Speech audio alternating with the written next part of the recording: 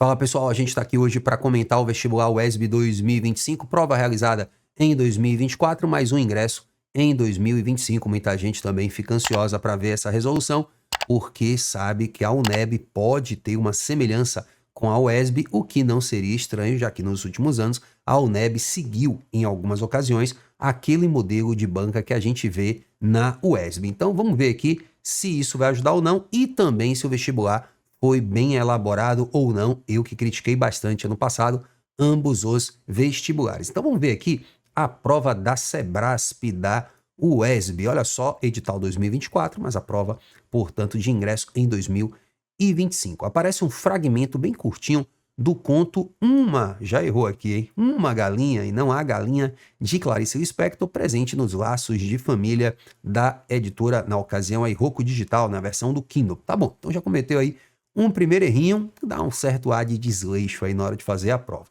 E a primeira questão é uma questão de gramática, que vai trabalhar o período, a classificação do primeiro período do fragmento. Veja só, as letras A e B se autoanulam, porque o que é um período simples?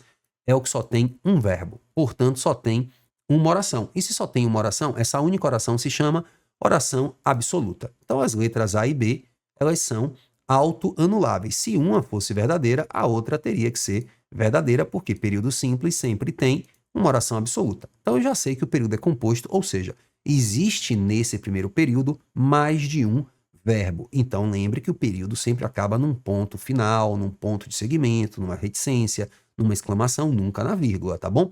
Então vai acabar aqui, né, na terceira linha, após terraço. Já sei que é um período composto, ou seja, existem dois ou mais verbos. Eu vou agora caçar quem? As conjunções, para que elas me digam se o período é só coordenado ou se existe uma subordinação, ou só a subordinação também. Então vamos ver aqui, ó. Foi, portanto, esse pois deslocado equivale a um portanto, deveria até, inclusive, estar entre vírgulas e, portanto, é uma conjunção conclusiva. Então já sei que a oração é coordenada sindética, porque tem a conjunção conclusiva, o que já elimina a letra E. Tá bom? Então aqui lá vou eu para a minha decisiva, se é coordenada apenas ou coordenada e subordinada à presença aí das orações nesse período. Então, continuando a leitura, foi portanto uma surpresa quando aí nesse caso dá a ideia de tempo numa oração subordinada adverbial temporal, então já tem um período misto. Eu já tenho um período que tem um pedaço de coordenação conclusiva e já tem outro pedaço com uma subordinada adverbial temporal, sem maiores problemas. De fato, aqui a gente vai de letra C. Continuando a leitura, a gente ainda vê outra conjunção, que é o I aqui, o que vai dar mais um reforço na coordenação aditiva. E também ainda existe uma ideia de coordenada assindética, porque há um período aqui, há uma oração aqui, em que não há a conjunção, né? Então a gente tem aqui, ó, viram a galinha abrir as asas, vírgula, enumerando, né? Inchar o peito, tô enumerando, e a última enumeração vem com o izinho. Então esse inchar o peito aqui poderia configurar também uma coordenada assindética, mas isso não vai mudar em nada a nossa resposta, tá bom? Então gabarito aí, letra C. Se você quiser saber mais sobre orações, aqui na descrição do vídeo aparece meu curso de revisão gramatical para UNEB, para você mapear isso em sua cabeça. Aqui a intenção é só confirmar e explicar os detalhes do gabarito. Então, questão número 1, letra C, fechada aí pra gente. A questão número 2 é o seguinte, ó, o verbo hesitando foi empregado nesse trecho do conto A Galinha, uma galinha, com o sentido de que hesitar é um verbo que significa ter dúvida. Eu hesitei, eu fiquei indeciso entre que caminho seguir. Então, hesitar não vai ser muito próximo de girar hora nenhuma, né? Não tem nada a ver com girando. Alternativa totalmente implausível. Hesitando, como está escrito aí, não sei nem se existe esse verbo, seria sinônimo de ter êxito, de ter sucesso. São palavras homofônicas, homônimas homofônicas, mas que têm significados diferentes. Então, hesitando da letra B também não é nada interessante. Hesitar é escorregar? Também não. Então, aí também não vou na letra C, parece uma questão até certo ponto tranquila, mas aí vem um problema. A galinha ficou hesitando, ela ficou cambaleando. E a galinha ficou hesitando, ela ficou equilibrando-se. Vamos ver o fragmento? Foi, portanto, uma surpresa quando viram a galinha voar, né? A galinha abrir as asas de curto voo, já que não era um voo longo, inchar o peito e em 2 ou 3 lances alcançar a morada do terraço. Um instante ainda ela vacilou sem saber o que fazer. O tempo da cozinheira dar um grito e em breve estava no terraço do vizinho, de onde em outro voo desajeitado alcançou um telhado. Lá ficou como um adorno, fora de lugar, deslocado, cambaleando ora num, ora no outro pé, ou equilibrando-se em um ou em outro pé. Né? Então, veja, ela vai alternando, senão eu não acho que é cambalear. Cambalear é você andar meio trôpego, andar, né, sem conseguir ficar nem de pé, como um bêbado, né? Um bêbado fica andando cambaleando. Então, eu acho que essa questão era mais para ser letra E, como a banca deu o gabarito letra D, preliminar, pelo menos eu acho que é uma questão passível de anulação, porque as duas letras são muito próximas, é uma distinção mínima, né? É um detalhezinho do detalhezinho do detalhezinho, que poderia dizer se um ou outro. Eu acho que isso aí não está medindo o conteúdo, o conhecimento de ninguém, tá? Então a questão, já o primeiro problema aqui na segunda questão, eu iria mais em equilibrando-se, sabendo, porém, que o gabarito preliminar deu aqui pra gente como letra D de dado, tá bom? Mas já acho uma questão problemática, não tô aqui para agradar a senhora Sebrasp, então não vou aí ficar muito satisfeito com essa letra D da questão número 2, mas tá aí pra gente. Vamos seguir aqui adiante. Questão número 3, será que tem problema aqui para a gente ver? Vamos rolar a tela aqui, deixar a questão 3 já no destaque, junto com as próximas. O conto Uma Galinha narra o quê? Nesse conto, aquela galinha que vai ser aí objeto da nossa análise, ela ia ser morta para ser comida, né? Para virar comida. Mas no momento do desespero ali, vamos dizer, da correria para não morrer, ela põe um ovo. E ao pôr esse ovo, isso dá uma nova dimensão à existência dela junto àquela família. Que é o que Clarice está trazendo como debate, a questão da maternidade como aquilo que dá um sentido social à mulher, numa metáfora aí da galinha de domingo que ia morrer. Então o conto narra o quê? Os maus tratos sofridos por uma galinha que vivia no galinheiro da casa da avó da autora, infantil, por sinal, né? A história de uma galinha cuja morte foi poupada por ela ter botado um ovo tranquila, bem em síntese do conto de fato, as aventuras de uma galinha, e aí você que vai fazer o NEB, siga essa ideia, você viu? E pode pedir para você o resumo de um determinado conto, colocar o fragmento do conto e perguntar o que esse conto está abordando. Letra C, as aventuras de uma galinha com poderes sobrenaturais também, as opções A e C são horrorosas, né? A fuga de uma galinha pelos telhados e pelas ruas de um bairro residencial, tudo bem, essa é até plausível para quem não leu, né? Pensa até no filme Cidade de Deus, aquele início em que a galinha foge, e os cuidados de uma família com sua melhor galinha poedeira, que poderia ser a letra mais perigosa, né, para o pessoal marcar, mas a galinha não era uma galinha poedeira frequentemente, ela põe o ovo naquele momento, tanto que mais tarde ela não vai pôr mais ovos e vai perder o sentido e vai ser finalmente comida. Então a questão número 3, sem maiores problemas, letra B aí pra gente. Já a questão 4 e a questão 5, né, ou pelo menos só a 4, que a gente está vendo aqui, ela vai ter um fragmento novo, né? Então, olha só, ele não coloca se a questão 4 e 5, as questões estão baseadas no fragmento, mas vamos ver o fragmento. Como moderar as angústias experimentadas pela perda de um filho? Como controlar o vazio e a sensação de que nada mais faz sentido quando se perde o ser mais importante da sua vida? Diante da dor de uma mãe que perde um pedaço de si, seria impossível pensar em racionalidades. A história tece um convite à apreciação da arte, mas principalmente nos leva a pensar na subjetividade de uma mulher negra numa situação de desamparo, de sobrevida. E aí tem internet, a referência bibliográfica, periódicos UESB.br com adaptações. Então, o fragmento precedente aborda que obra? Né? Então, a gente aí tem um fragmento bem específico abordando uma obra que a gente pode ver aqui na referência que eu coloquei, o filme Café com Canela. No Recôncavo Baiano, em São Félix, Margarida é uma professora aposentada que vive sozinha e evita sair de casa desde a morte de seu filho, tá bom? Então aí a perda de um filho como elemento motivador da narrativa de Café com Canela. Portanto, aqui a gente vai de letra C, questão número 4, letra C. A obra está aí, né? O fragmento está abordando a obra Café com Canela, portanto, o filme, tá bom? É uma questão que não tem muito que a gente discutir, né? Porque a gente teria que falar dos outros livros, inclusive a letra B e a letra D, né? As duas letras são bem abertas, né? Um conto qualquer do livro Laços de Família e um poema do livro Não Vou Mais Lavar os Pratos, quer dizer, bem aberto, a gente não teria nem como falar aqui especificamente de um conto ou de um poema. Então, letra C aí também sem maiores problemas. Só 2 aí que a gente teve essa divergênciazinha. Me diga aí como é que você foi na 2, o que é que você pensou.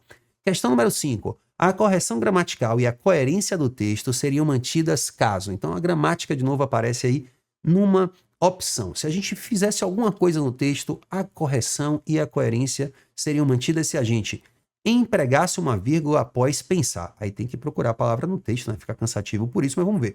Como moderar as angústias experimentadas pela perda de um filho? Como controlar o vazio e a sensação de que nada mais faz sentido quando se perde o ser mais importante da sua vida? Diante da dor de uma mãe que perde um pedaço de si, seria impossível pensar, vírgula, em racionalidades. Nada a ver, né? Se você puser uma vírgula aqui entre o verbo e o objeto, isso é um erro sintático. Então, não existe uma correção gramatical. Eu não posso dizer comi, vírgula, bolo. Tá? Entre o verbo e seu complemento não existe vírgula normalmente na ordem direta. A não sei que eu colocasse comi, vírgula, ontem, vírgula, um bolo. Aí eu desloquei o adjunto adverbial de tempo. Então, a letra A não procede, tá bom? Ela não está, portanto, aí plausível para a gente marcar. Letra B. Se omitisse a vírgula empregada após desamparo. É na última linha, salvo engano, ó. Uma mulher negra numa situação de desamparo, vírgula, numa situação de desamparo, vírgula, numa situação de sobrevida. Então, essa vírgula também é obrigatória porque a gente tem uma enumeração, né? Uma situação de desamparo, vírgula, de sobrevida, vírgula. Então, a gente tem aí uma vírgula obrigatória, a primeira, é o contrário, né? Não era para ter. Letra C. Se omitisse a vírgula após a palavra sentido. Então, vamos procurar aqui onde é que está a palavra sentido. Achei, aqui está ela. Olha só, então vamos ler antes um pouquinho. Como controlar o vazio e a sensação de que nada mais faz sentido quando se perde a oração temporal, de novo a temporal, né? Quando se perde o ser mais importante de sua vida, a oração temporal já vem no fim, após a oração principal. Então a vírgula não era necessária. Então se omitisse a vírgula, tudo bem, não haveria um prejuízo gramatical. Estou gostando aí, portanto, da letra C, mas vamos ver as outras. Se empregasse uma vírgula após história, eu estou vendo aqui história aqui. Será que a vírgula é depois desse história? Vírgula separando o verbo do sujeito? Impossível, né? Então, letra D também não rola. Não acredito que tenha outra palavra história aí, porque do contrário, haveria uma sobreposição de alternativas, né? Então, letra D, improvável. E letra E, se empregasse uma vírgula após principalmente. Se empregasse uma vírgula após principalmente, eu não teria erro se houvesse uma antes, mais vírgula, principalmente, vírgula, para dar essa ideia do principalmente deslocado e realçado. Então aqui, apenas depois, essa alternativa também que pode pegar alguém, não se justifica. Portanto, uma questão é que no feeling, sem saber gramática, dava para talvez pensar na letra C. Ela não é tão difícil assim. Então, questão número 5, letra C, confirmando aí para vocês, gabarito sem nenhum problema, só até agora, né, a questão foi melhor já um pouquinho do que a do ano passado, né? As perguntas não foram tão difíceis assim sobre os livros, mas sobre o livro em especial de Clarice Lispector, uma síntese bem bobinha do conto, mas já melhorou em relação a 24. Segunda obra aí, segundo título, terceiro título, na verdade, porque o filme já foi cobrado, Café com Canela, é o romance, é o terceiro título, Torto Arado, do Itamar Vieira Júnior. Então vamos ver aqui o que é que ele cobrou sobre o livro. Nem vou ler o fragmento, vou logo para as alternativas. Depreende-se da leitura, conclui-se, né? Não está escrito textualmente, mas eu posso concluir da leitura desse fragmento de Torto Arado que a personagem. Eu tenho que ler o fragmento, não tem como saber nem que personagem é. Olha só. Se soubesse que tudo que se passa em meus pensamentos, essa procissão de palavras, de lembranças, enquanto meu cabelo vai se tornando branco, serviria de coisa valiosa para quem quer que fosse. Teria me empenhado em escrever da melhor forma que pudesse. Não consegui, achei que tem um errinho aí na construção. Deixa eu ver. Se soubesse, não sei se que talvez esteja certo aí. Se soubesse que tudo que se passa em meus pensamentos, essa procissão de lembranças, enquanto meu cabelo vai se tornando branco, serviria de coisa valiosa para quem quer que fosse.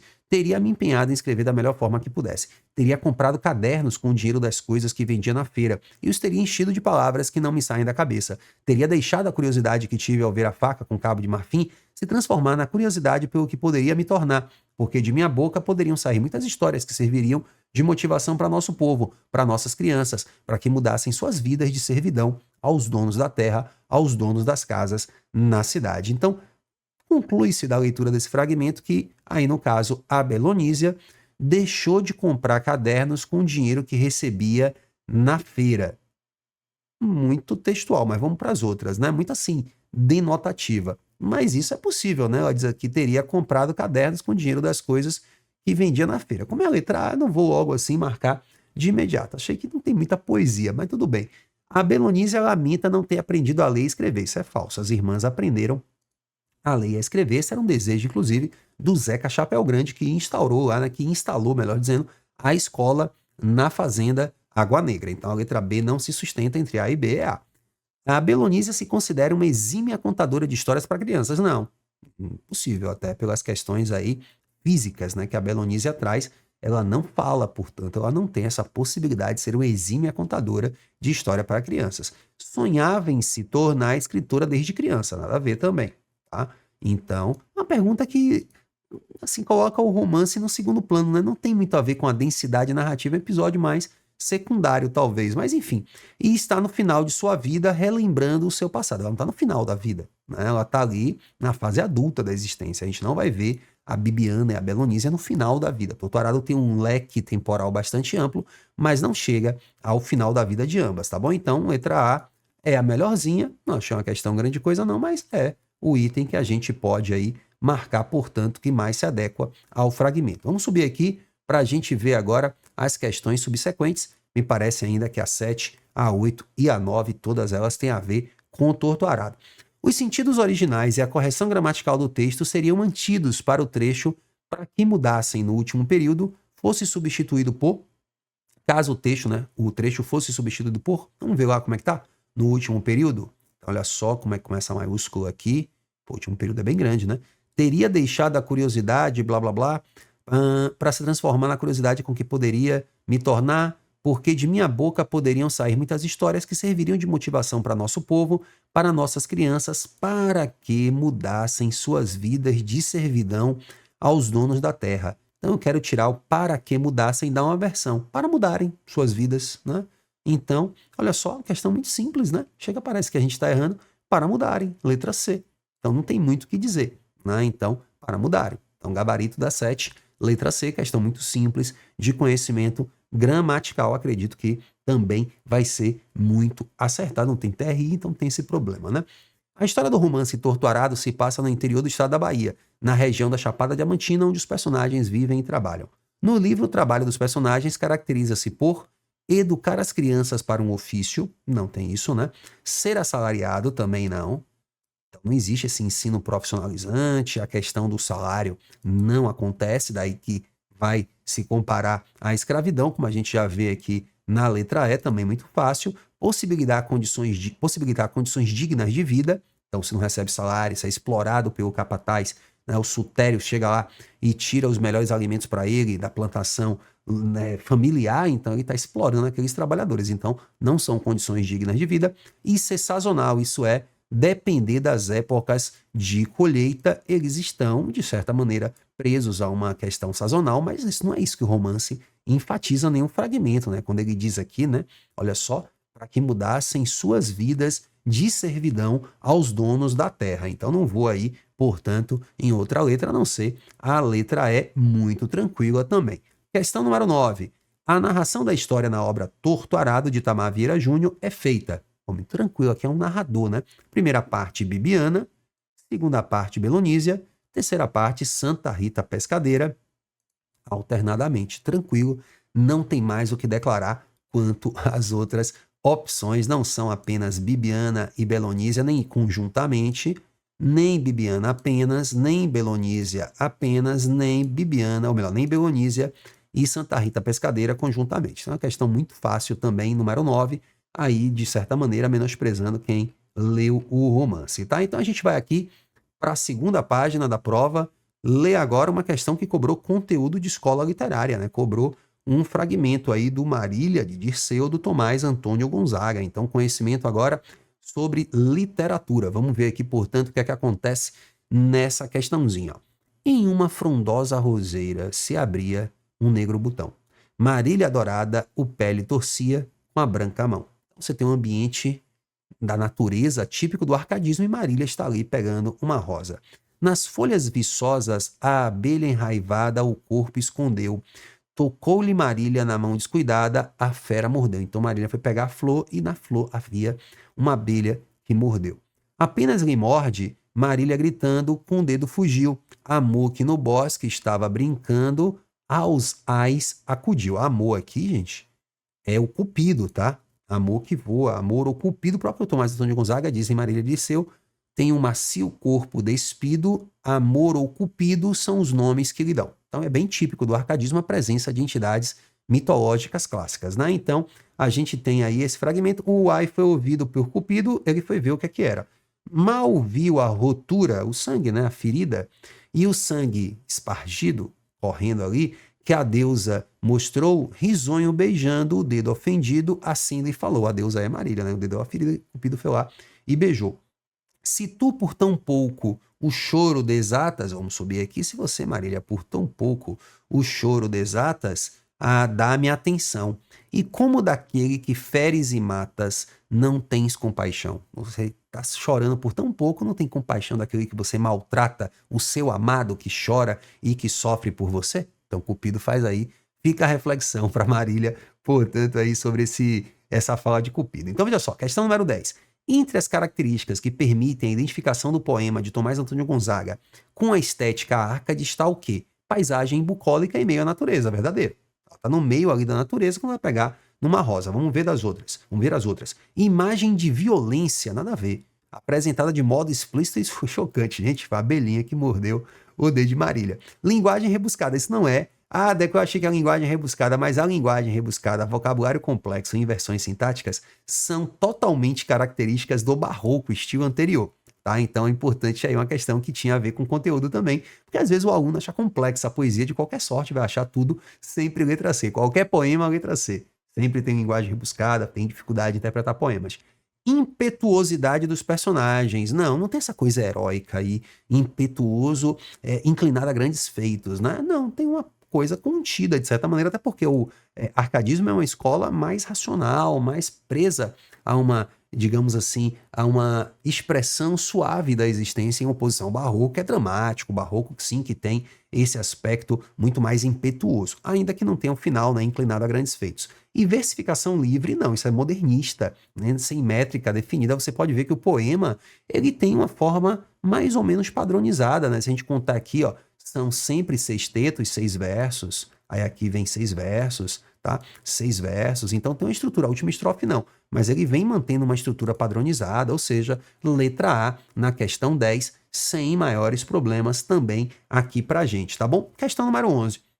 A referência à cultura greco-latina clássica, que também caracteriza os poemas, né, de Marília de Dirceu, é evidenciada no fragmento apresentado na conversa com Cupido, né? Então, pelo comentário crítico cifrado acerca de aspectos da política, isso até existe no Cartas Chilenas, que é uma obra árcade, e existe também no Marília de Dirceu, mais para o final, mas nesse fragmento a gente não pode dizer que ele está falando da Inconfidência, que é o fato histórico ali que perpassa o arcadismo no Brasil.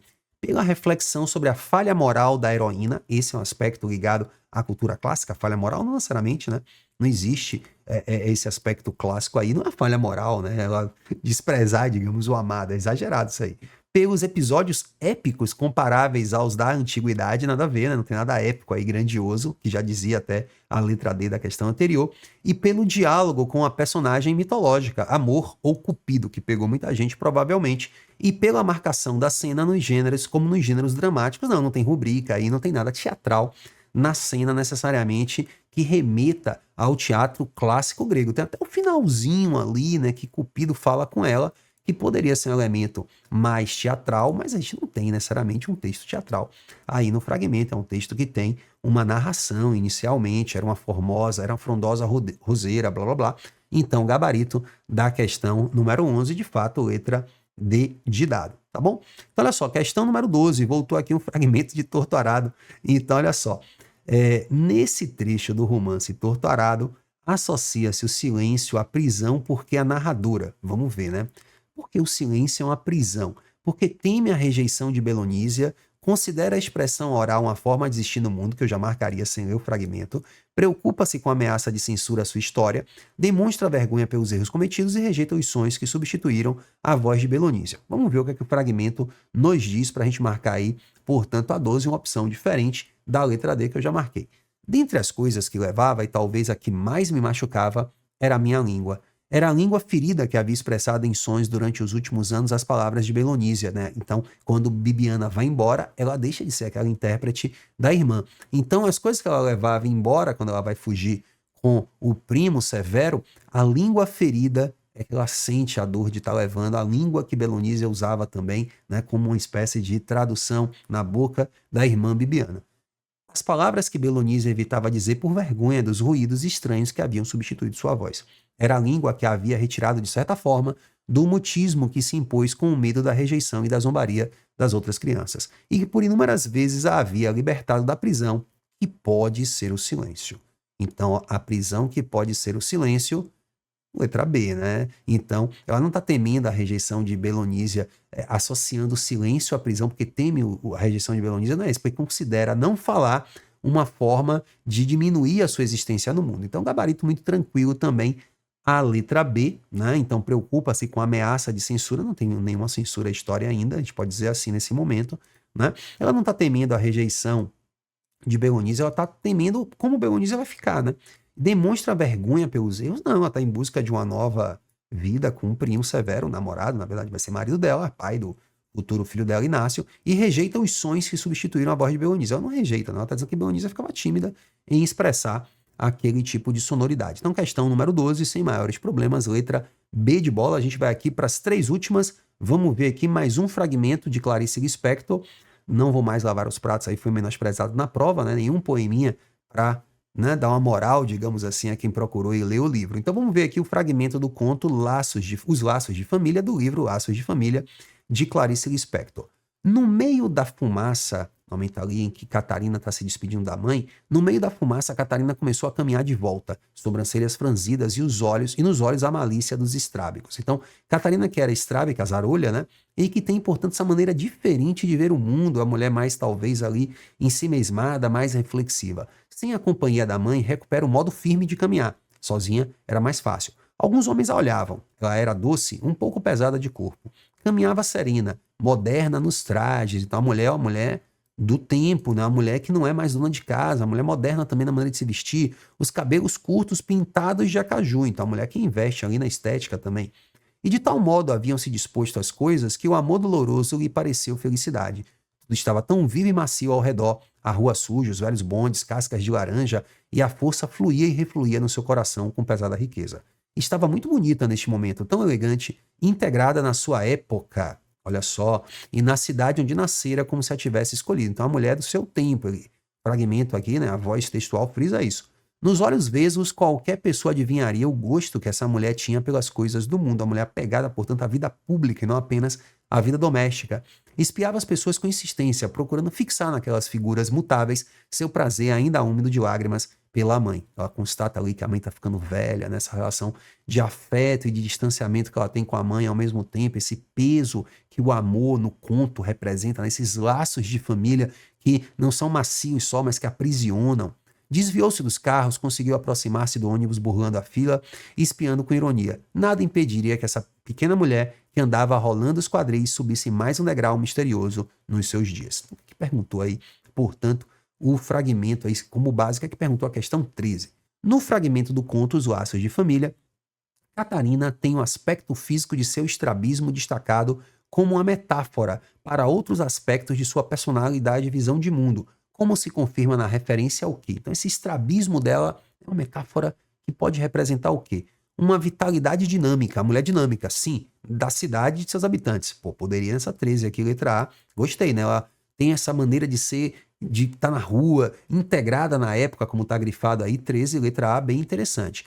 Ela tem dificuldade de se afirmar como sujeito de suas vontades. Não. O fragmento salienta bem ela muito autônoma, né? Uma mulher, talvez o estrabismo aí, porque o conto é dos anos 60, né, gente? Então a mulher não tinha essa participação social ainda tão grande quanto 60 anos depois, em 2024. Então pode aí pegar alguma algum candidato, alguma candidata, essa distância temporal pode atrapalhar. Então, 13, por enquanto, ficou aí pra gente letra A, letra C. Solidão decorrente da ausência da mãe. Não, estrabismo não tem a ver com a ausência da mãe, que já tinha estado ausente em outros momentos. Há uma separação delas no início do conto, mas não é isso que faz, digamos assim, o estrabismo ali como metáfora. A atenção que ela recebe dos homens ao passar. Não, ela não é estrábica porque ela recebe a atenção dos homens. Ela é uma mulher, talvez uma mulher que chama a atenção dos homens por ter essa dinâmica, porque ter essa maneira de ser diferente, uma mulher de seu tempo, uma mulher para frente. E calma com que faz sua caminhada pela cidade. O fragmento não frisa isso. É uma questão um pouco mais obscura, acho que muita gente vai se atrapalhar, mas eu ia aí de letra A. Até agora só uma discordância, uma prova fácil, mas uma prova tecnicamente sem maiores reparos, a não ser a questão 2, que eu acho que de fato merecia uma anulação, tendo em vista que na minha leitura até a letra E faz mais sentido do que a letra D necessariamente. Mas vamos adiante aqui fazer a questão 14, penúltima questão da prova. Esse trecho do conto Os Laços de Família, publicado em 60, ela deixa aí para a questão anterior, captura um aspecto de transformação do país, figurado em quê?